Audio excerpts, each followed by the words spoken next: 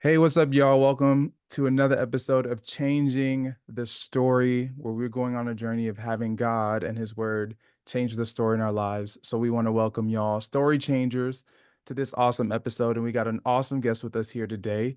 And the guest is Heather Thompson Day. And it's, I believe, Dr. Heather Thompson Day. That's Let's right. go. Put that Let's doc go. on it. Come on. All right. So Heather is a renowned author, speaker, and best-selling author. She's respected. She's a respected contributor to publications like Religion News, Service, and Christianity Today. With over a decade of experience as a communication professor, Heather now leads It Is Day Ministries, empowering churches and leaders in effective messaging. Recognized by major media outlets, including The Today Show, BBC Radio Live. She's dedicated to bridging the generational gaps in church through her 8 influential books, including It Is Not Your Turn and I'll See You Tomorrow. So we are about to dive in on some insights that she has for us today. So the first question I have for you is the question, did you experience anxiety in the Mm. first couple months, years of marriage? And if so, how did you navigate that? Mm. So my I've known my husband since I was 11 years old. We met in sixth grade, and our story of how I was engaged to somebody else and prayed. I think 2 months before my wedding, I said a prayer. And I said, God, if I'm not supposed to marry this person, will you please end it? Because I don't think I'm able to do that. And within like 2 minutes of saying this prayer, my phone rings and it's my fiance at the time, and he's calling to break up with me. And I knew that this was God. I knew that God was intervening and interceding in my life because I had invited him to. Hmm. And so I had that conversation. I hang up the phone. I'm sobbing in my bed. And about 2 hours or so, 3 hours later, my phone rings again. And I'm thinking it's my fiance calling to get back with me. But it was Seth Day, who is now my husband. I had given him my number 2 years prior in a note when I saw him on campus, and he never called me. And I saw like maybe a week later, he was holding hands with this blonde girl on campus. And I was like, oh, whoops, like he has a girlfriend. He never called me, but he had saved my note and ended up calling me 2 years later on the exact night that I called off my wedding. And I have been with him ever since. There's more to that story, but that's the Cliff Notes version. So I will say, in my circumstances and situation, I didn't have a lot of anxiety because Mm, I knew that God was a part of this story, right? yeah. I knew. And honestly, my marriage, and this is different for everybody. I have so many friends going through divorces right now. I feel very, very, very lucky. And that would have been me 100% had I married the other person. I know that would have been me. So I feel Yeah. very lucky that I married the person I did, who has been and continues to be the best yes of my entire life. Yeah. No, that's amazing. Thank you for sharing that. You know, one of the things that and I had recently came across a lot of your stuff on social media. A friend actually reached out and shared something that you had posted. And so I started kind of like looking up some of your stuff. And one of the things that I came across was your book, I'll See You Tomorrow. And I don't remember Mm. exactly which chapter it was, but there was one chapter that really resonated with me a lot. And it was the chapter where you talked about kind of like the one and how sometimes we have these Uh, ideas of like the one, and it's like it's not necessarily like a decision as much as a process, or you said something on those lines. And yeah, so I kind of want to dive into a little bit of that in this podcast, yeah. talk a little bit about your thought process. Like, how does like our faith and maybe some of our belief play into the story that we tell ourselves about, this one person that we feel like is out there for us, or this God selected individual that's out there for us, and essentially finding that person. Like, what would you say faith plays a role in that?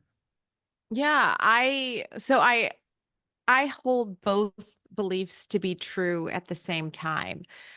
So I do believe that I think God has plan A. Mhm. If I don't, I think it's interesting how we will say, like, God gave me this job, or God gave me this house because the connection I now have with my neighbors. And then we think that God doesn't also want to have a plan A in who we marry, right? Hmm. I also personally believe in free will. And so I think that there are a lot of options that we can choose. And I think God's grace goes with us on every single one of those. So I think at the end of the day, we make a choice and we do the best that we can to honor that choice and to commit to going on a journey. My husband, who I believe was my personal plan A, is not at all a perfect person. And I would Hmm. never, he would never want me to have people believing that like we've not had difficulties and that I've not questioned. Oh my goodness, is this God really? This is who you picked for me? Of course, we've had fights and we've had those moments, but I would say what my husband is so good at and has even modeled for me is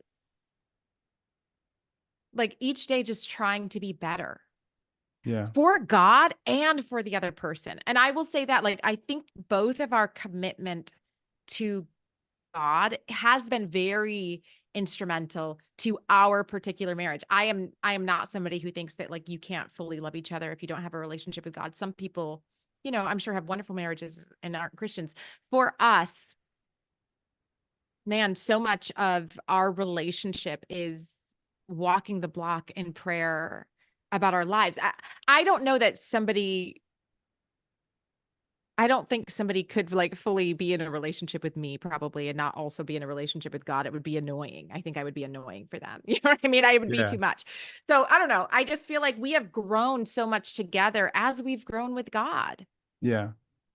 No, so what I'm hearing you say is essentially you could have this person that's plan A, or God's like ordained path for you, but that doesn't mean that that path is going to be an easy walk Easy. in the park. Yeah. Yeah. And I think certain people, I mean, just like with friendships, like certain people's energies just click better or you vibe easily or you just get each other. I will say for me and my husband, and I don't know how much of it has to do with the fact that I knew him at 11 years old. So Hmm. I don't know what it is. We have this really, really deep friendship that I've never experienced with anyone else Hmm. that has, I think, made our relationship feel a lot easier than some of the other relationships that I see. Right. And I don't know necessarily what that is, other than I just feel super grateful to be in it, Yeah. but yeah, but even with it, I think feeling because I will say I don't ever want people to think because sometimes I think people are just settling Hmm. and we're like marriage is hard, but like no, like you're not like that's not your person. Like sometimes we are in a very hard situation because we have maybe just we are with the wrong person. Hmm. So I will say we have difficult times because life is hard. Yeah. But I think at the core part of it for me is like I trust him completely. I trust him to want what's best for me Yeah. in every situation. And I think that is a really valuable thing to look for in a partner. Somebody who you trust their intentions. Not that they're always going to get it right, but they had good intentions. You know what I Yeah. mean? And you trust that they want what's best for you, even if maybe it's not best for themselves. We just moved we're going to move again, but we had moved 3 years ago back to this really small town to be with my dad, who's very sick. And that really hurt my husband in position, in income, Hmm. in profession. I mean, he went backwards. It wasn't what was best for him, but he felt like it was what was best for me, and Yeah. so I think that's what we're looking for in partnership is, and now I'm going to move. It's not best for me to move right now, but I'm going to, because it's what's best for him. Like that's what we're looking for in relationships is people to do that dance together. Yeah. No, I love that you brought out like a lot of the dynamics of this topic, because I feel like there are a lot of people who do feel kind of trapped or feel stuck or feel like they're in a relationship, and it's You are never more stuck. more hard than it needs to be, right? And so Yeah. what wisdom or guidance, I mean, I know you just mentioned you're never stuck. So what wisdom or guidance would you give to someone who feels like they are maybe stuck? Like, hey, what would you say to kind of like encourage them or maybe even help them out of that mode? Yeah, I mean, I would say if somebody does not want what's best for you, if somebody is abusive to you, either verbally or physically, friend, oh, that makes me wanna cry because I know so many women that feel like that, that they are stuck and, like, you have got to be honest with people who love you and do care for you about what is going on in your life. So Mhm. that would be my advice is I'm not saying leave them tomorrow. I am saying tell somebody because sometimes that feels too big, right? Like if we go too far, it feels like, well, I'm never, I have 3 kids and I don't work and I don't know. So let's just start by telling two very trusted people, if that's mom or dad or a sister or a cousin or a best friend or a neighbor, telling them what is actually going on in the relationship and getting feedback. I think also Mhm. sometimes we might have unrealistic expectations of other people. There's so many things that play into relationships. And so what you want is really clear vision. Therapy Yeah. is a great place to get clear vision and communication, telling other people the truth about what's happening. That's how you get clear vision because somebody might say to you, are you like that doesn't seem like, I don't think that because there's so many things that play into this. Because sometimes maybe you were cheated on in your past, Yeah. and so those triggers are impacting you now, even though this person could not be more loyal to you, but you can't it's hard for you to see it, you know what I mean? Yeah. So you have to have other people who will walk this journey with you, and who want what's best for you, and who you trust their spiritual line of connection. Yeah. No, I love that you bring that up because a lot of times we try to do relationships in isolation, Yes.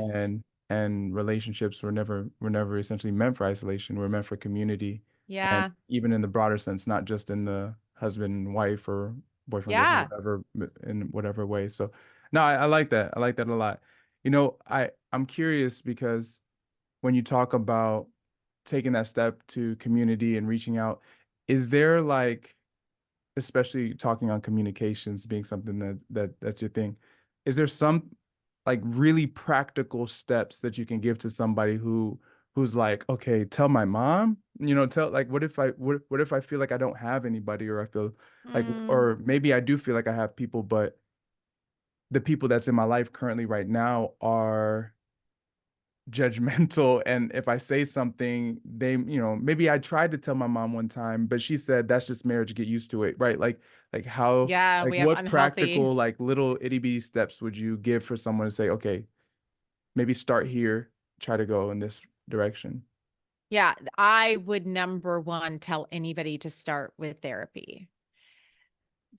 You have to have clear vision, and therapy is one of the only places and spaces that are offered to us where we can be totally honest without burdening, right, the person that we're talking to, and I hope that is the number 1 reason I went to therapy was because I said, I want to make sure I have clear vision just on the choices that I'm making, the Mhm. decisions that I'm making, the way I'm treating I need somebody who is not invested in how this relationship turns out, right? Yeah. To tell me the truth.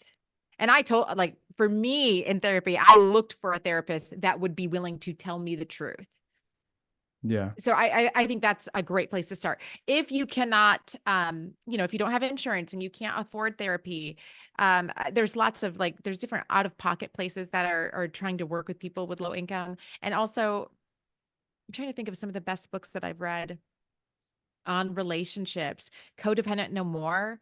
That's a really great one. I believe it was free for a little bit there on Audible. But we Google and find books about whatever situation you think you may like, is this normal? Is this right? Yeah. Start reading and see, is it normal? See what your spirit is telling you after you're starting to do some digging into this area. And of course, talk to your partner, talk to the person that you're actually with. And ask them, do you think this is healthy? You know what I mean? Like, do you feel like this is a good relationship that we're in? Yeah. As you're talking, I know you mentioned earlier about how you have, like, some friends who are going through Yeah. divorce, and I myself, I know of people, had conversations with many of my friends who are going through divorce as well, and so I'm curious as to maybe, like, what insight or word do you have for those individuals who are going through it? Because I feel like we live in a culture where we hear over and over again this idea of that, this this one for you, and you feel like you married the one. You feel like you like there was great when you got in there, and maybe we feel like we messed it up or we did something that was wrong, or we could take a lot of the blame on ourselves, even if the other person did something. It's like we still take the blame on ourselves because they did that because of me. They wouldn't have done it with someone else. And so getting out of that, I feel like one of the things that I sometimes hear is shame is just like Yeah. drenched all over them. And so what wisdom or what advice or what encouragement would you give to somebody who's maybe watching and they did go through something like a divorce, and they're telling themselves this story that I am the reason, or I feel like I shouldn't step foot in church, or I shouldn't step foot in these spaces because of what I've been through, and people will Mm. judge. Yeah. So I'll never forget this. And this is a YouTube video. It's a TED Talk by Brene Brown. And I think it's called The Power of Vulnerability. A really great book by Brene Brown, by the way. It's called The Gifts of Imperfection, which is super helpful. I think it's a must read. Every single person should read that book. But in The Power of Vulnerability, she says that she did all this research on people who had love and belonging Mm-hmm. and people who felt like they were constantly looking for love and belonging. Mm-hmm. And she found that there was only one difference between the two groups of people who had love and belonging and people who said that they were constantly looking for it.